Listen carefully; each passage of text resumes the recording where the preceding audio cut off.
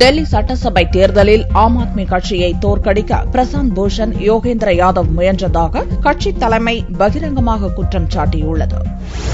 ஆம் ஆத்மி கட்சி தேசிய ஒருங்கிணைப்பாளரும் டெல்லி முதல்வருமான அரவிந்த் கெஜ்ரிவால் ஆதிக்கத்துக்கு எதிராக போர்க்கொடி உயர்த்திய மூத்த தலைவர்கள் பிரசாந்த் பூஷன், யோகேந்திர யாதவ் ஆகியோர் கட்சியின் அரசியல் விவகார குழுவிலிருந்து நீக்கப்பட்டனர். மார்ச் 4ஆம் தேதியன்று நடந்த தேசிய செயற்குழு கூட்டத்தில் எடுக்கப்பட்ட இம்முடிவுக்கு மகாராஷ்டிராவைச் சேர்ந்த மூத்த தலைவர் மயாங்க் காந்தி கடும் எதிர்ப்பு தெரிவித்தார். தானும் ராஜினாமா செய்யவிருப்பதாக மயாங்க் காந்தி அறிவித்தார். மயாங்க் காந்தியை தொடர்ந்து பிரசாந்த் பூஷன், யோகேந்திர யாதவுக்கு ஆதரவாக சில கட்சி நிர்வாகிகள் பேசத் துவங்கினர். இந்நிலையில் துணை முதல்வர் மணீஷ் சிசோடியா உள்ளிட்ட ஆம் ஆத்மி கட்சியின் முக்கிய தலைவர்கள் 4 பேர் இணைந்து அறிக்கை ஒன்றை செவ்வாயன்று வெளியிட்டனர். டெல்லி சட்டசபை தேர்தலில் வெற்றி பெறுவதற்காக ஆம் ஆத்மி தொண்டர்கள் முழு மூச்சுடன் பாடுபட்டுக் கொண்டிருந்த போது பிரசாந்த் பூஷன், அவரது தந்தை சாந்தி பூஷன், யோகேந்திர யாதவ் ஆகியோர் ஆம் ஆத்மியை தோற்கடிக்க முயற்சி மேற்கொண்டதாக அந்த அறிக்கையில் குற்றம் சாட்டப்பட்டுள்ளது. தேர்தல் பிரச்சாரத்துக்காக டெல்லிக்கு வரவேண்டாம் என்ற மற்ற மாநிலங்களைச் சேர்ந்த தலைவர்களை பிரசாந்த்